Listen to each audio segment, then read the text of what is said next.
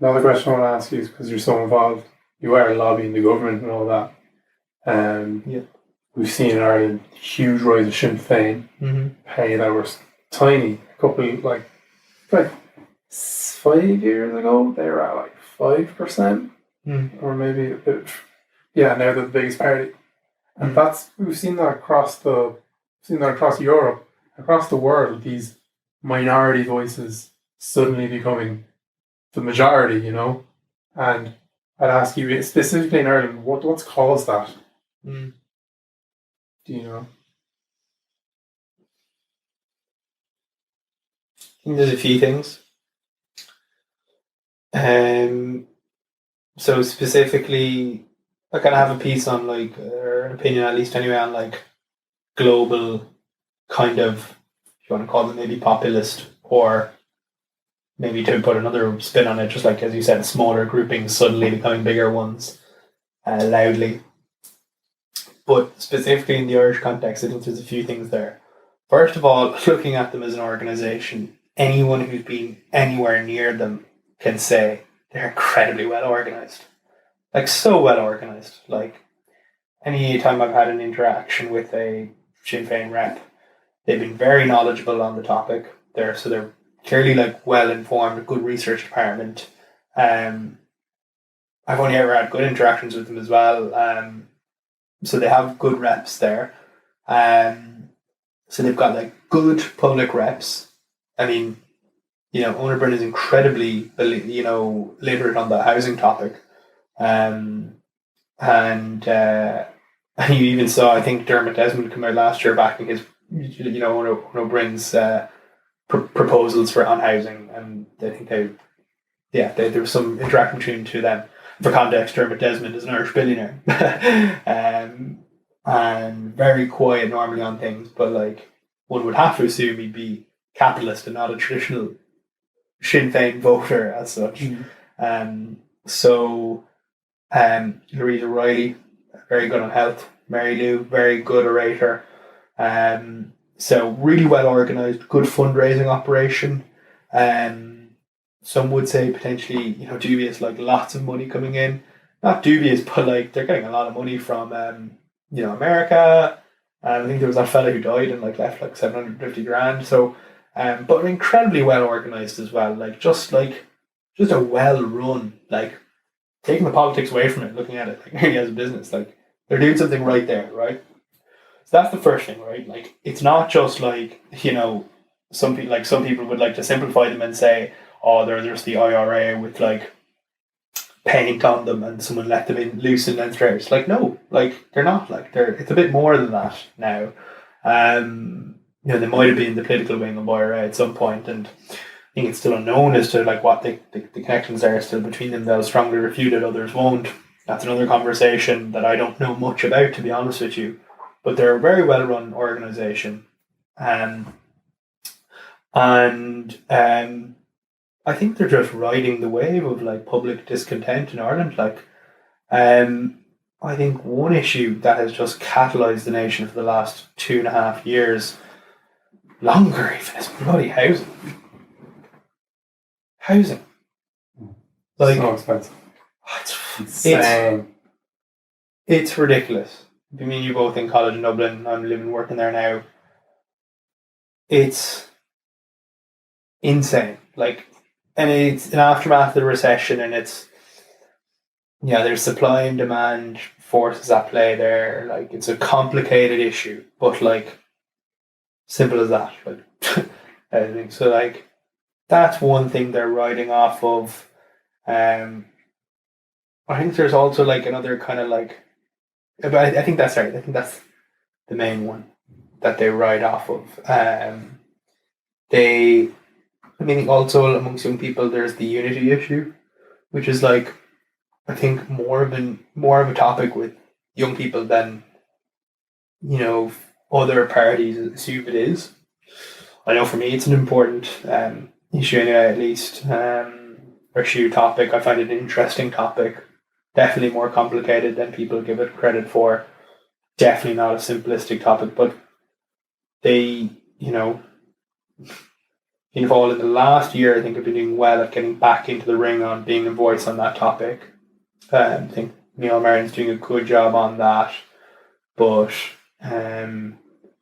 yeah, I think housing is the big one there. Like, maybe health as well. Yeah. I think Housing more so. maybe it's just from my point of view where I am in my life. It's like that's the big one. Yeah.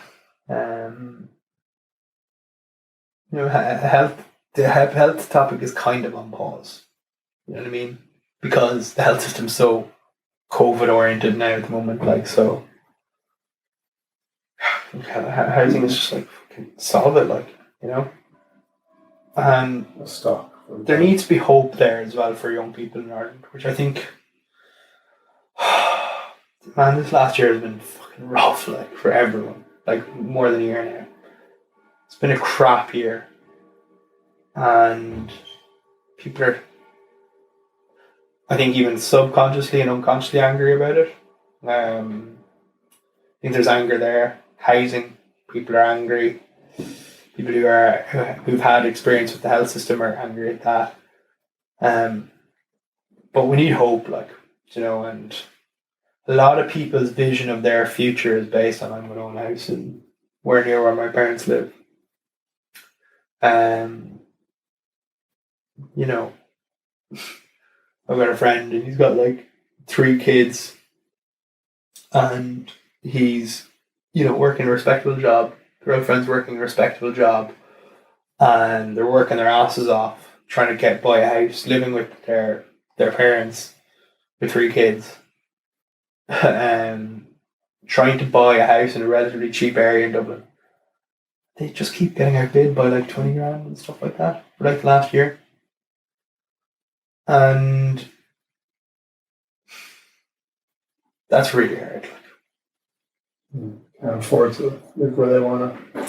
It's just like heartbreaking. Like, so yeah, there's a whole raft of things there in the quality of life thing. But like, I think an economic opportunity definitely feeds into that as well. I think some people are, bringing it back to globally. Like, I think like, you know, there's been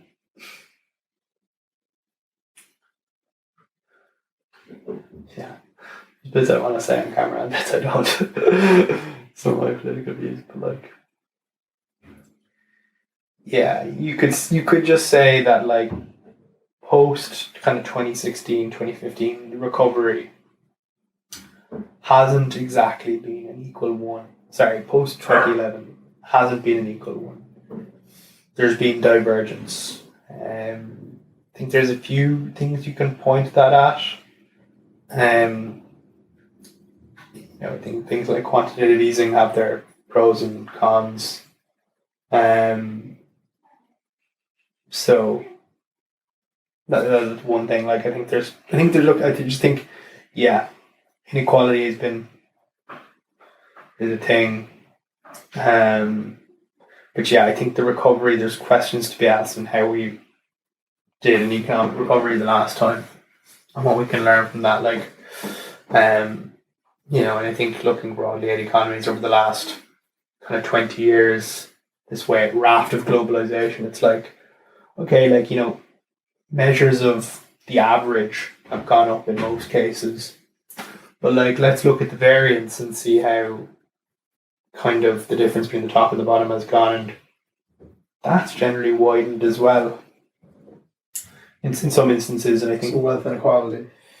Yeah, I think I think getting to look at America, like, I think that's what drove it there, like a hollowing out of manufacturing in the you know, like, so taking globalization, whatever, as an example there, manufacturing, outsourcing, great on the whole, good, like on average, benefits the average consumer. Goods are cheaper and that sort of thing, more efficient abroad, that sort of thing. Quality remains similar. So lots of benefits, but like the problem in America, so lots of benefits for the average American, but for a certain portion of America, like no jobs. You throw an opioid epidemic over that, and poor diet and all the spin-off things and interrelations between all these sorts of things, and